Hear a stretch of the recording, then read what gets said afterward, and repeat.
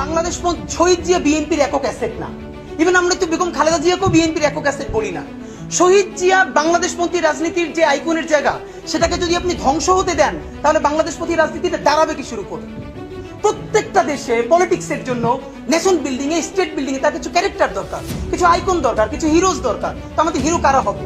শহীদ জিয়ার মতো সৎ একটা ক্যারেক্টার গত 100-200 বছর কি বাংলাদেশে এসছে? সেটাকে আমরা জাতীয় সম্পদে রাখবো না? হ্যাঁ, বিএনপির আমরা বলবো যে এই নাম সেল করে চাঁদাবাদি চলবে না, পাথর মেরে হত্যা চলবে না। এক সেকেন্ড। এবং অনেকে আমাকে বলেছে জুলাইয়ের স্পিরিট নাই। সেদিন তো একটা ইন্টারভিউতে আমাকে জিজ্ঞেস করলো এখন তো প্রাইভেট ইউনিভার্সিটি নামে না। তো ওই দিন যে কথাটা বলেছি, আজকে আমি ভীষণ নিজের প্রতি মানে আল্লাহর প্রতি কৃতজ্ঞ যে আমি এই কথাটা আমার মনে হচ্ছে। আমি বলেছি দেখেন, আবারও যেদিন এরকম কোনো বাজে কাজ হবে, কোনো কারো লিডারশিপের অপেক্ষা না করে প্রাইভেট ইউনিভার্সিটি প্রত্যেকটা নেমে আসবে।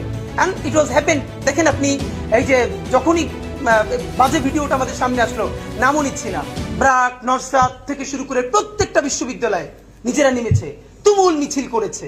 তা আমাদের এখন যেটা সব থেকে জরুরি কাজ, এইরকম পলিটিক্যাল ক্রাইসিস প্রতিদিন লেগে থাকবে। আজকে বিএনপি, কালকে জামাত, এনসিপি, এই সেই চলতে থাকবে, কিন্তু আমাদের ফোকাস হারানো চলবে না। দা ফোকাস ইজ জুলাইয়ের ঘোষণাপত্র।